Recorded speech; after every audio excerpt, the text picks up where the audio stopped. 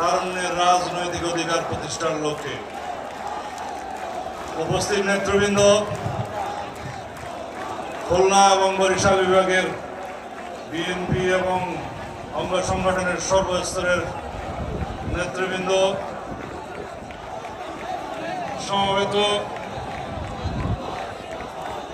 ছাত্র, তরুণ, যুবক এবং সর্বস্তরের ভাই ও বোনেরা, সাংবাদিক বন্ধুগণ, আসসালামু আলাইকুম ওয়া রাহমাতুল্লাহ। তারুণ্যের রাজনৈতিক অধিকারের লক্ষ্যে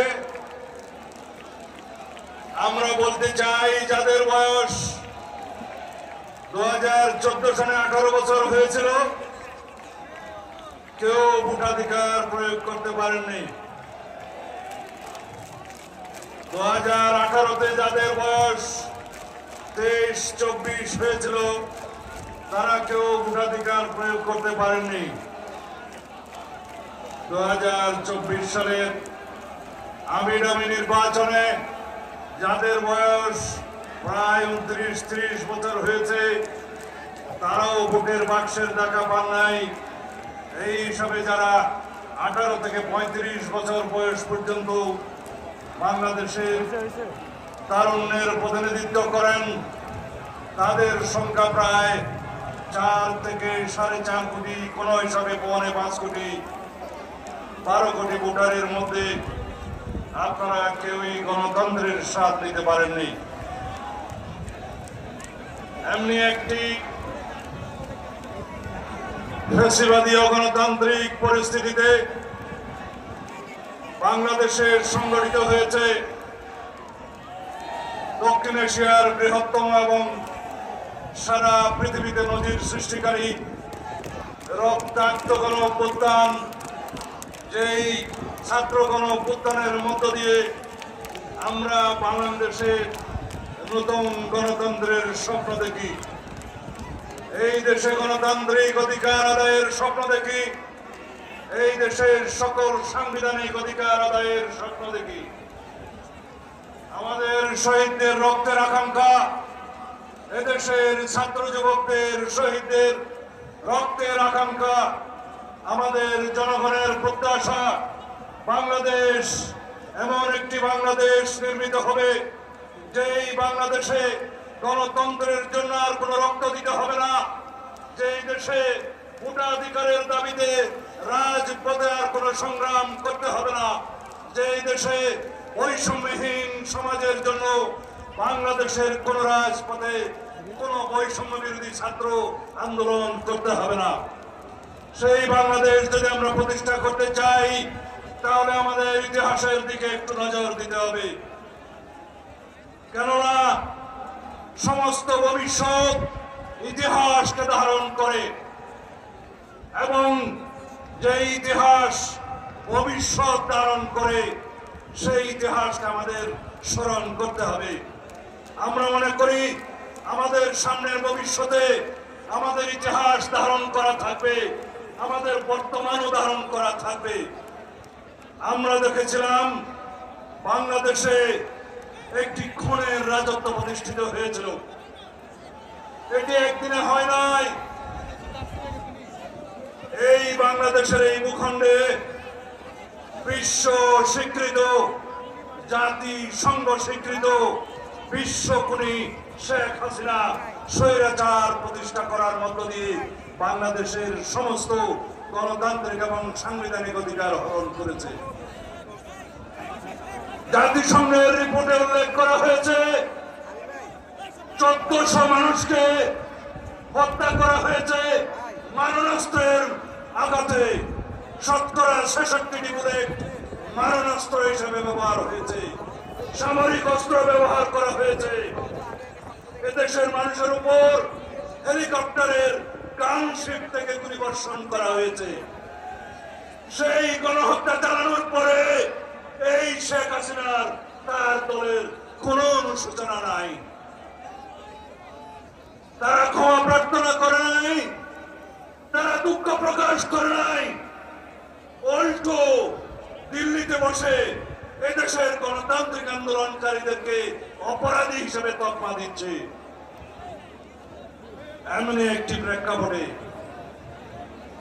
আমরা বাংলাদেশের মানুষের পক্ষে আওয়ামী লীগের রাজনৈতিক দল হিসাবে বিচার দাবি করেছিলাম। পৃথিবীর ইতিহাসে যারা গণহত্যার জন্য দায়ী হয়, যারা বর্বরতম হত্যাকাণ্ড চালায় নিজের দেশের মানুষের উপরে, তাদেরকে ব্যক্তিগতভাবে ক্রিমিনাল অপরাধের জন্য দায়ী করে বিচার করা হয়। সাথে সাথে সেই সমস্ত ফ্যাসিবাদী দলেরও রাজনৈতিক দল হিসাবে বিচার করা হয়। আমরা দাবি করেছিলাম সেই রাজনৈতিক দলের বিচার করা হোক, সংশ্লিষ্ট আইনে পরিবর্তন আনা হোক। সরকার করেছে, তবে অনেক পানি গোলা করে। আমরা আওয়ামী লীগের ইতিহাস যদি বলি, দীর্ঘ 15-16 বছরের ইতিহাসে শুধুমাত্র এই জুলাই গণহত্যার বিবরণ দিলে হবে না।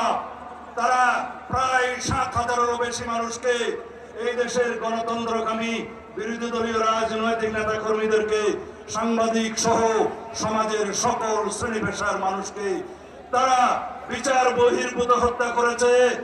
তারা অত্যাচার করে হত্যা করেছে, রাজনৈতিক নির্যাতনের মাধ্যমে হত্যা করেছে, তারা গুম করেছে, অপহরণ করেছে, বিভিন্নভাবে দেশের মানুষের গণতান্ত্রিক অধিকার হরণের জন্য সীমাহীন নির্যাতন নিপীড়ন করেছে।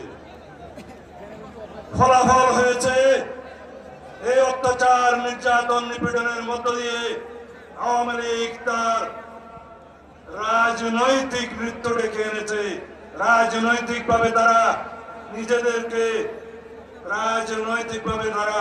নিজেদের অপসারণ নিজেরা করেছে এবং রাজনৈতিক মৃত্যু ঘটিয়েছে। এদেশের মানুষ ফ্যাসিবাদ ভুক্ত হয়েছে। এই আওয়ামী লীগের ইতিহাস জন্মলগ্ন থেকেই এক দলীয় শাসন ব্যবস্থা প্রতিষ্ঠার ইতিহাস। 1975 সালের ইতিহাস 25শে জানুয়ারিতে মাত্র 13 মিনিটের ব্যবধানে এই দেশে সাংবিধানিক ভাবে গণতন্ত্র হত্যার ইতিহাস। বাকশাল প্রণয়নের মধ্য দিয়ে নিজেদের রাজনীতিকে হত্যা করার ইতিহাস। এদেশে আওয়ামী লীগের ইতিহাস রক্ষী বাহিনী সৃষ্টির মধ্য দিয়ে 30,000 রাজনৈতিক নেতা কর্মীদেরকে হত্যার ইতিহাস। এমনি ভাবে আওয়ামী লীগ শেষ পর্যন্ত 2024 সালে গণহত্যার মধ্য দিয়ে নিজেদের রাজনৈতিক মৃত্যু ডেকে এনেছে। আওয়ামী লীগের মৃত্যু হয়েছে রাজনৈতিক ভাবে বাংলাদেশে, ঢাকার মাটিতে। দাফন হয়েছে কোথায়? দিল্লিতে।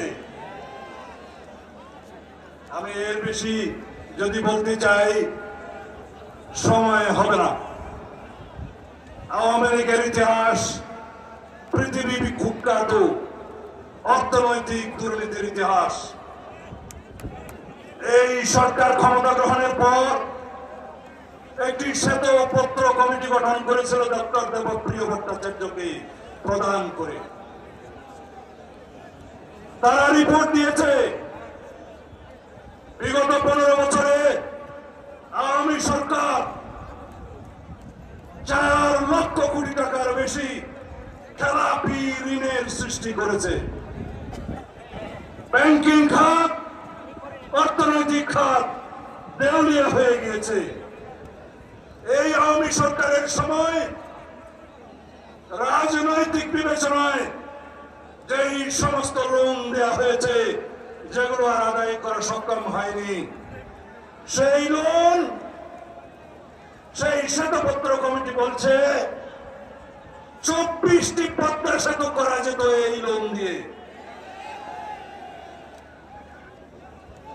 আওয়ামী লীগের সরকারের সময় যে আর্থিক দুর্নীতি হয়েছে তার বর্ণনা দিয়েছে প্রতি বছর 2 লক্ষ কোটি টাকা বিদেশে পাচার হয়েছে।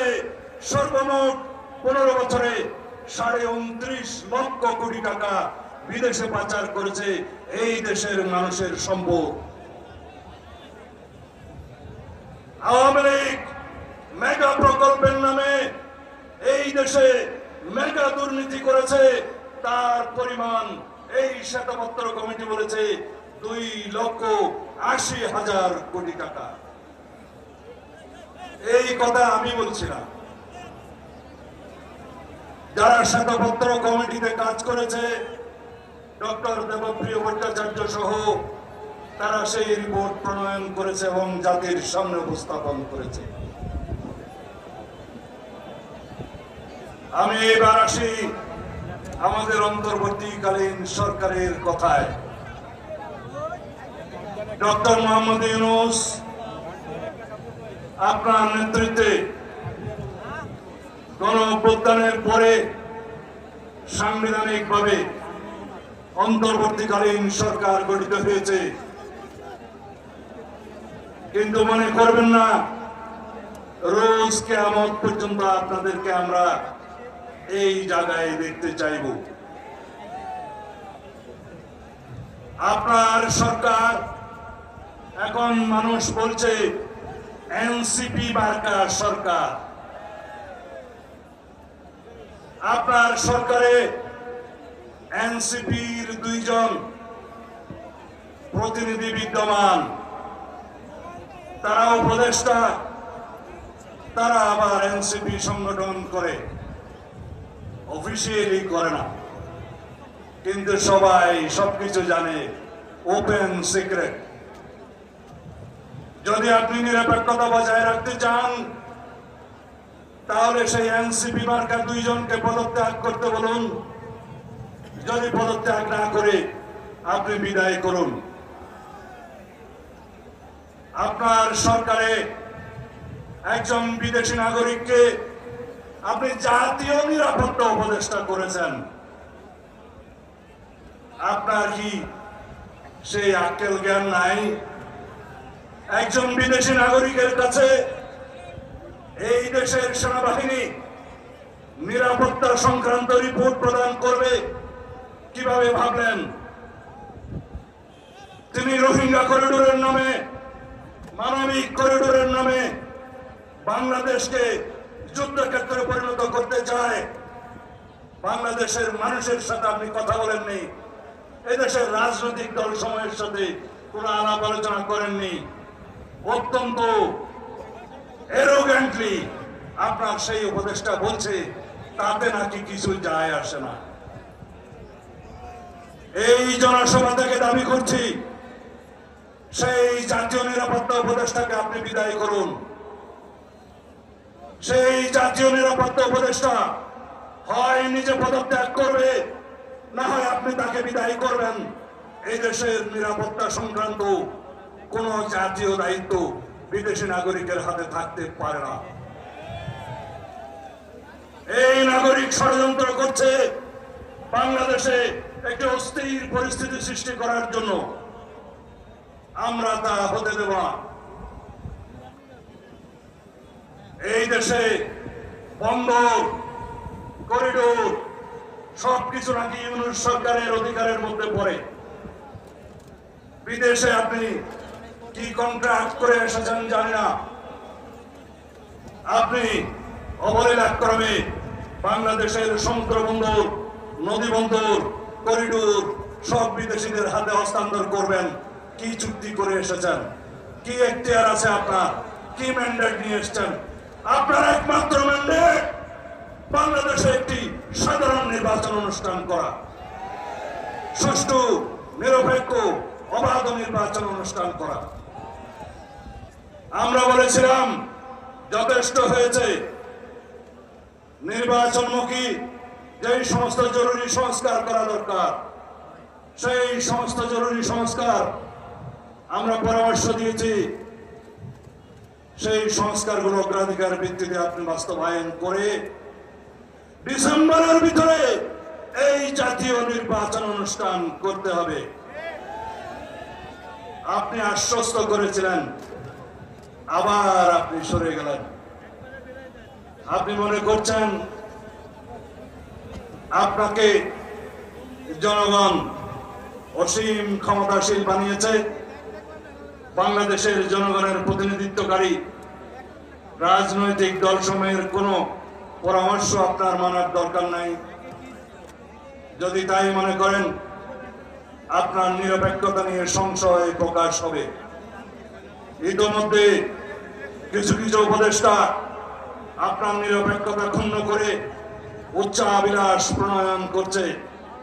তাদের উদ্দেশ্য অনির্দিষ্টকাল পর্যন্ত অনির্বাচিতভাবে যেন এই সরকার থাকতে পারে। আপনার কি অবশ্য উদ্দেশ্য আমরা জানি না।